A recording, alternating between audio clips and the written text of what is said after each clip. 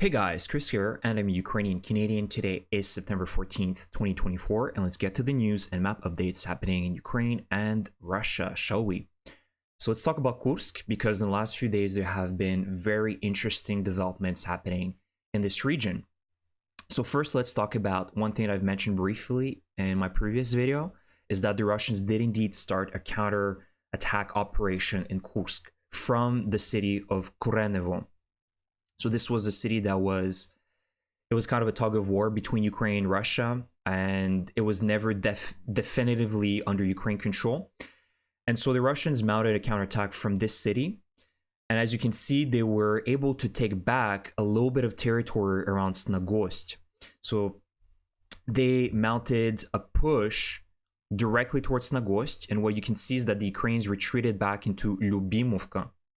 Now, an interesting video appeared today indicating that the Ukrainians were able to repel this huge Russian column consisting of elite forces. These are the VDV Russian forces that were using IFVs, so most of them were on BMDs and BMPs.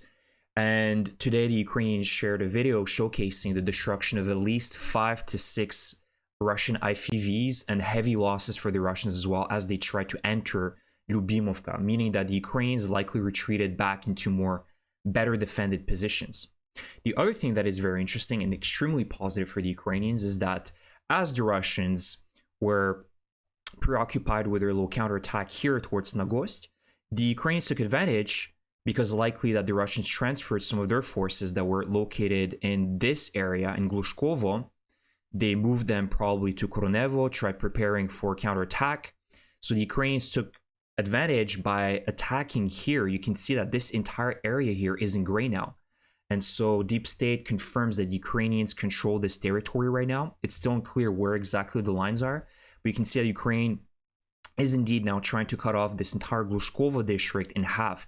Likely that after Veseloe, it's a pretty open road towards Glushkovo, which then would cut off the Russians pretty much that are located here in Snagost. And they would only have a small little road to then retreat back if that was to happen. Additionally, the Ukrainians advanced north of Olgovka. This is a new acquired territory right here. They took control of the village of Vetreno, which is just north of Olgovka. So you can see that even though the Russians are mounting their own counterattack, basically the Ukrainians are able to answer back. And this is great because we've talked about it a few weeks ago.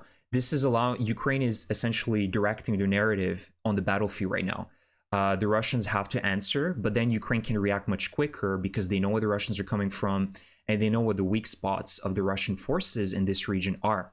So it's a very fluid game right now. There will be some back and forth between Russia and Ukraine, but the order that Putin gave a few days ago that they have to retake the entirety of Kursk by October 1st ain't gonna happen.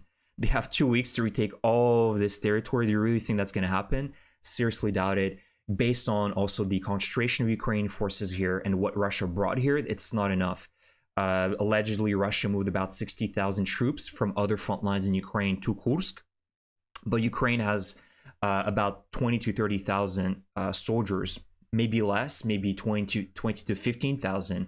But they're still capable of holding, and they're capable of also mounting other offensives in Kursk, as we've seen in the last few days. So this is really, really positive news. Now, let's go to some other updates I wanted to give you guys. And the other thing I wanted to talk about is, of course, the situation in Pokrovsk is still difficult for the Ukrainians. I wouldn't say that the Ukrainian forces stabilized the situation, hardly, but they were able to slow down the Russian gains here. In the last few days, the Russians haven't really been able to take control over key villages and cities that were outside of Pokrovsk. It's not like they moved from Novohrodivka all the way up to, I don't know, Lysivka in a day or two, right? You're seeing that the Russian gains are definitely slower as we're looking back since September 9th in this direction. There's very small changes on the map, albeit the Russians are gaining ground. They're probably repairing their logistics, moving troops around to try to plan out the next phase of attack. But one positive development that I can mention on this front line is that Russian Telegram channels have started complaining, which is where most of the truthful information is coming from on the Russian side. They've been complaining that Russia in this direction has begun sending specialized Russian soldiers to their infamous meat wave attacks in Pokrovsk and throughout Donbas. So drone pilots, artillerymen, even forces that were part of the nuclear deterrent forces in Russia were being transferred into infantry to then conduct these infantry assaults on Ukrainian positions. And so recently there's been a lot of frustration because there's some popular drone pilots that were told that now your unit is dissolved, disbanded, and you're now an infantryman and you need to storm Pokrovsk. And one of those drone operators that was in charge of that unit made a video saying that if I uploaded this video, then I am dead, meaning that a lot of these skilled Russian drone pilots are dying, and meaning that the situation is very dire for the Russians in terms of manpower, and that they're having difficulty replenishing their small little units that they're sending to the assaults, which is great news for the Ukrainians. Now, I must say one thing is that this problem isn't unique or I should say, this situation is not unique just for the Russians. There was some backlash a few months ago because Ukraine did the exact same thing around Avdiivka. There was some frustration because some Ukrainian drone pilots were being converted into infantrymen so they could then assault Russian positions. So there was a lot of frustration, and then it forced Zelensky to create new brigades and new units that were specialized and were drone pilots, and they could never be converted, right? And so there was a change eventually within the Ukrainian forces, but I seriously doubt Russia will do anything for it, and that they just don't value anyone. And this is really telling that, you know, Russia basically doesn't care if you're an artilleryman or drone operator, some other specialized person, or even a medic. As a matter of fact, even if you're a medic, you could be converted into an infantryman. They don't care. They'll just send you to the meat wave if they have to.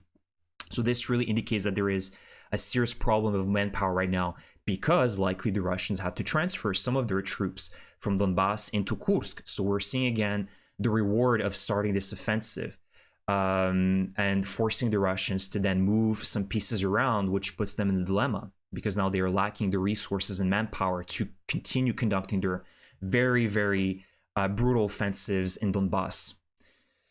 Not that this will end, because they still have a lot of forces. You can see just the concentration of forces that they have here is just massive. Look at the amount of brigades and regiments and other battalions that they have located here. It's just massive.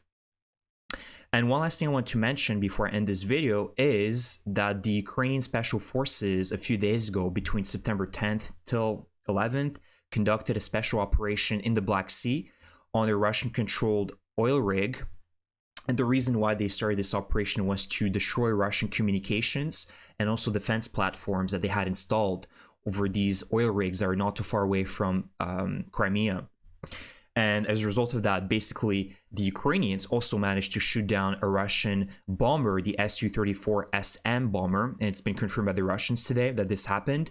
And also a few days ago, surprisingly, I'm not sure if it's tied to that, but the Russians confirmed a loss of an Su-30 jet fighter over the Black Sea close to Odessa. Well, not too close, but not too far away. And so I'm wondering if that was part of the operation. The Ukrainians also managed to shoot down an Su-30. But that could be completely irrelevant to that special operation that they took part in a few days ago. And this is also really important because they destroyed their communication, the antennas, their lines. So the Russians were likely using these platforms to then also conduct their drone surveillance operations in south of Ukraine, right around Kherson and Odessa. We know the Russians continue shelling these cities and launching Iskander and other ballistic missiles over the south of Ukraine. So it's also really important to jam and destroy Russian communications in this sector. So this is also really good. This is good news with respect to that. So that's the video for today, guys. Please let me know what you guys think about any of the topics I covered today: the Ukrainian offensive in Kursk, the Russian counterattack in Kursk, and the whole situation with the drone pilots, the Russian drone pilots being converted into basically into the meat waves. So huge thank you for your support. Please subscribe and like my video.